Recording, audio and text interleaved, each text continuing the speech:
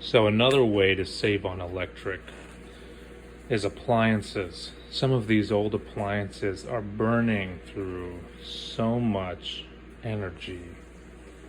And although the appliance works fine, they're using 3 times the amount of energy that appliances that exist today use. For example, this fridge uses between 11 and 1200 kilowatt hours a year, which is very high.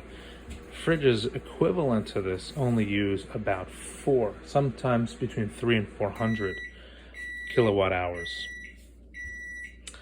And so if that's about a third of the cost. So if I'm spending $30 or $40 a month to run this fridge, a new fridge would actually cost somewhere between $10 and $15 a month.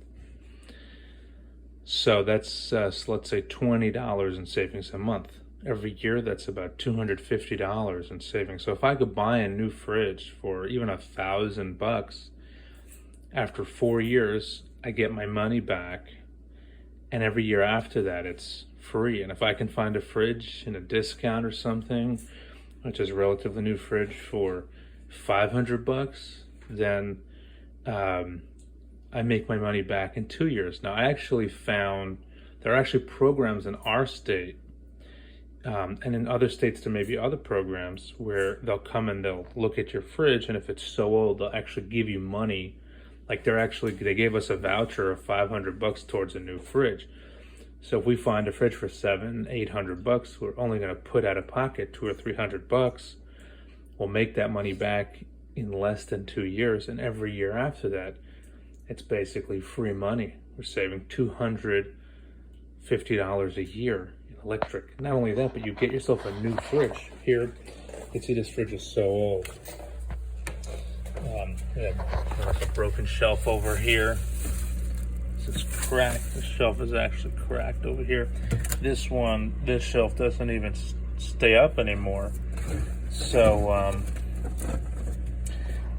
I actually have to keep this drawer closed for the shelf to stay up. Some of these appliances are so old, it's worth it to go ahead and swap them out. Now, I'm actually going to show some of the new fridge we're actually looking at, consideration, where you can see the old usage versus the new usage. So you get yourself a new appliance and you save a boatload of money. I mean, $250 over 10 years. And if you're staying in a house, you might stay there for 30 years. That's that's $2,500 every 10 years. And if electricity goes up, it's even more than that. Plus the cost, what can that money do for you elsewhere? So this is another great way. And people have old appliances with their washer and dryer. They got old appliances with their furnace that's heating the house. They might have an old one that's just burning through energy. They don't realize it.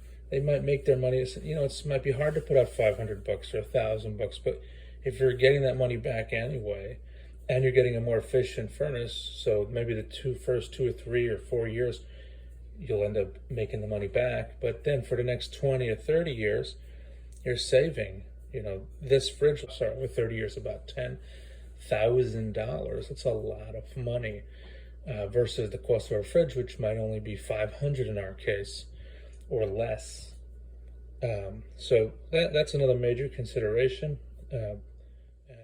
Here's an example of a refrigerator very similar to mine. It's actually larger. Mine is only 20 cubic foot. As you can see here, this is 21. And it's actually a very nice color.